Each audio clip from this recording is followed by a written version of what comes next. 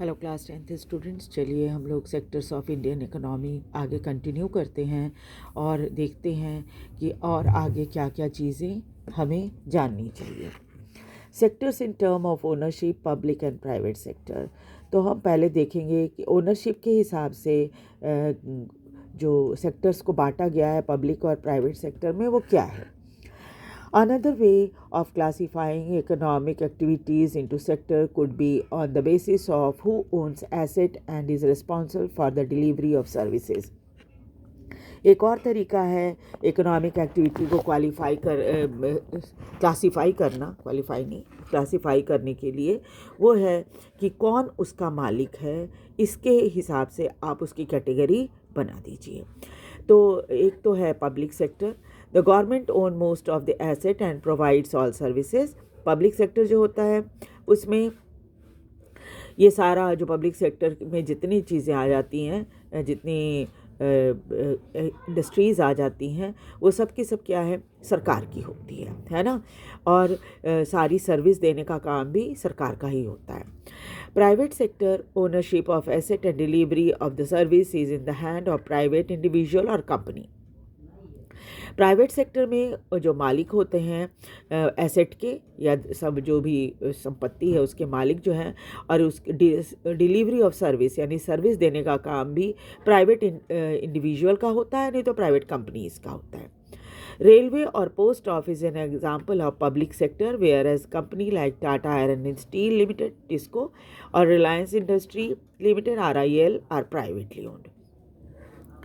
तो देखिए कि जो रेलवे है या पोस्ट ऑफिस है ये पब्लिक सेक्टर में आते हैं, यानी कि ये सरकार का है, सरकार का की जिम्मेवारी होती है इसको चलाना, इसका खर्चा उठाना और आपको सर्विस देना, है ना। कौन कौन से? Railway, post office.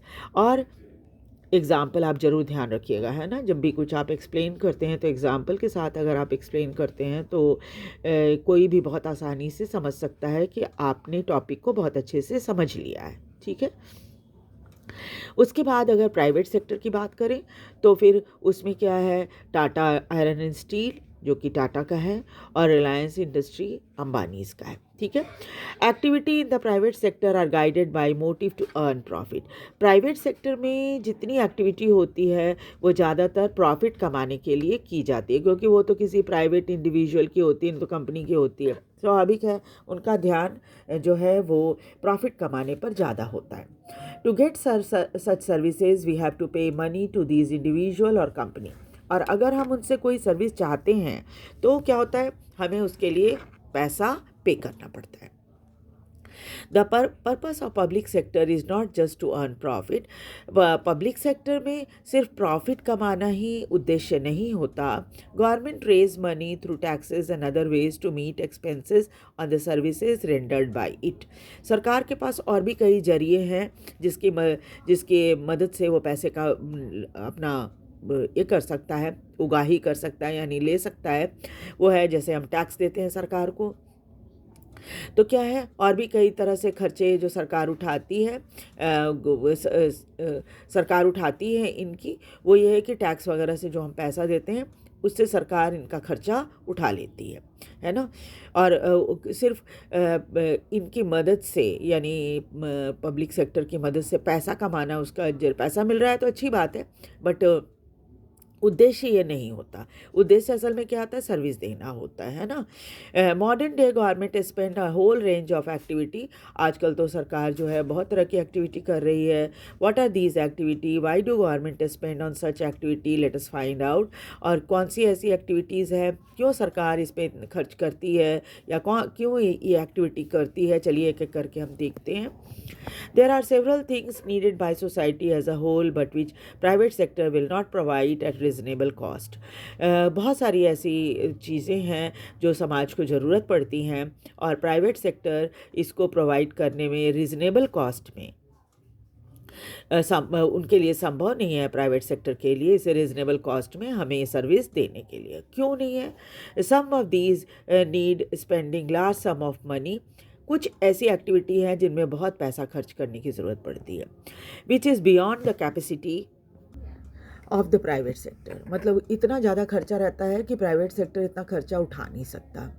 Also collecting money from thousand of people who use this facility is not easy. इसके अलावा क्या है, हज़ारों लोग उस फैसिलिटी को अवेल करेंगे, उसको यूज़ करेंगे, और उन सब से खर्चा लेना, जो खर्च वो कर रहे हैं अभी, वो तो प्रॉफिट के लिए करते हैं, तो स्वाभाविक है वो पैसा असूल करना लोगों से उनके लिए आसान नहीं है.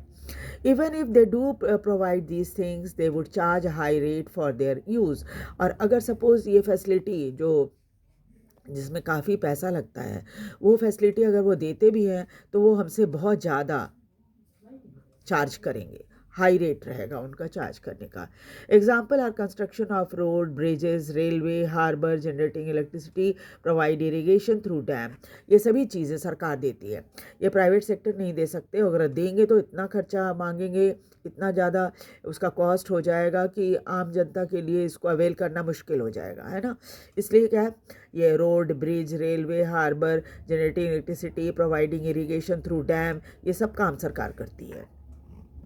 Thus, government have to undertake such heavy spending and ensure that these facilities are available for everyone. सरकार इसे करती है, और इस तरह की बहुत ज़्यादा खर्चे वाली चीज़ों काम को, और इस बात के लिए पक्का करती है कि सभी को ये फैसिलिटी आसानी से मिल जाए. There are some activity which the government has to support. कुछ एक्टिविटी ऐसी होती हैं जिसमें सरकार सपोर्ट करती है. The private sector may not continue their production और business unless government encourages it. Private sector में कोई भी प्रोडक्शन या बिजनेस नहीं हो सकता जब तक सरकार इनकरेज ना करे. For example, selling electricity at the cost of generation may push up the cost of production of goods in many industry.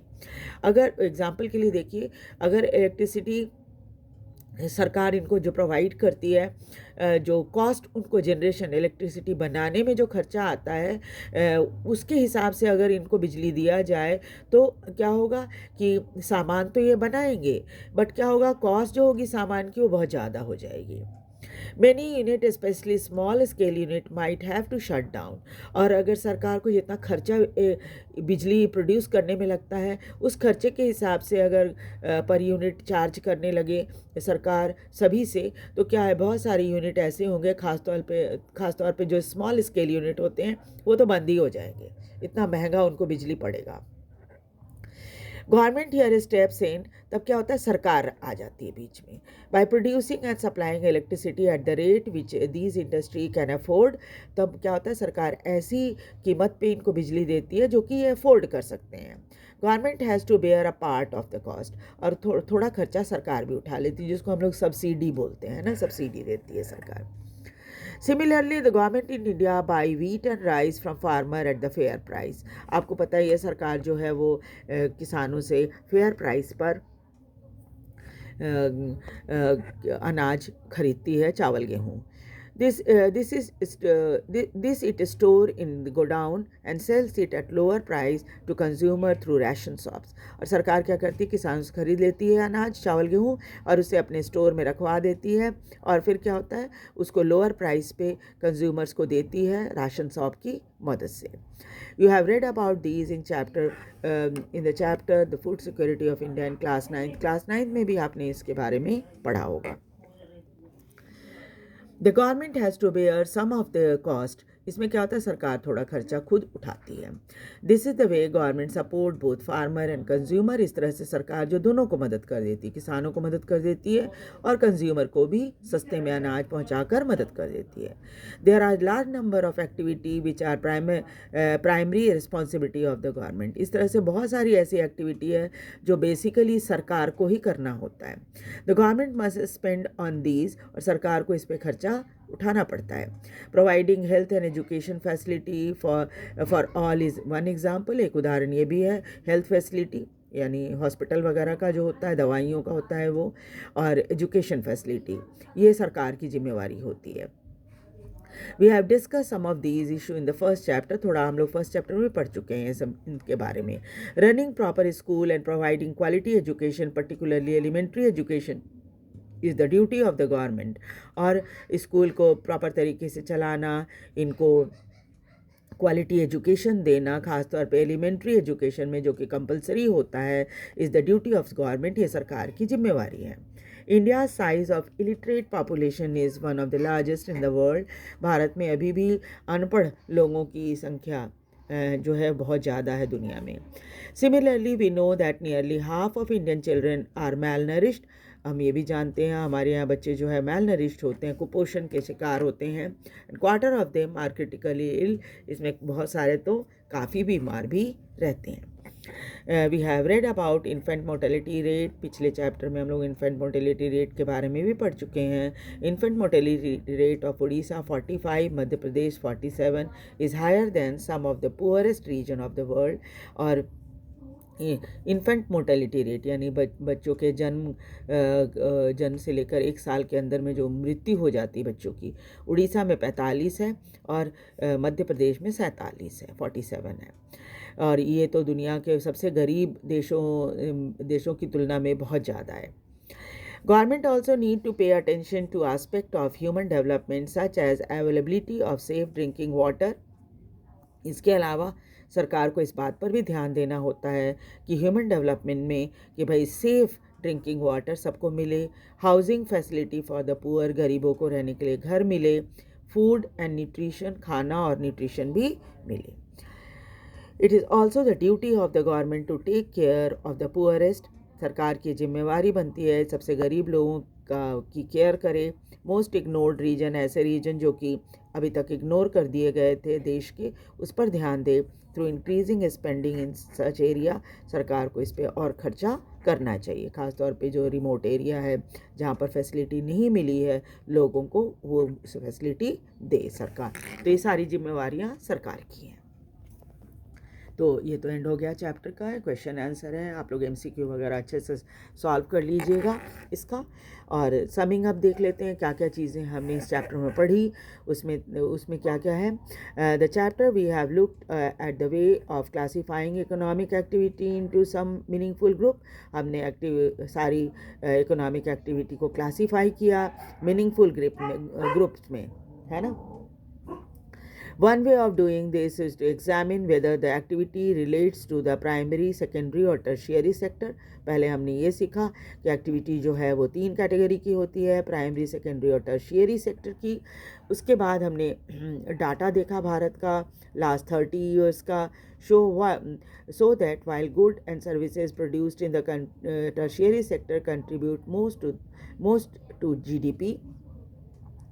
हमने देखा कि यहाँ पर टर्शियरी सेक्टर में जो है वो गुड्स एंड सर्विसेज तो प्रोड्यूस होती हैं, employment remains in the primary sector, लेकिन एम्प्लॉयमेंट के मामले में प्राइमरी सेक्टर ही सबसे आगे है।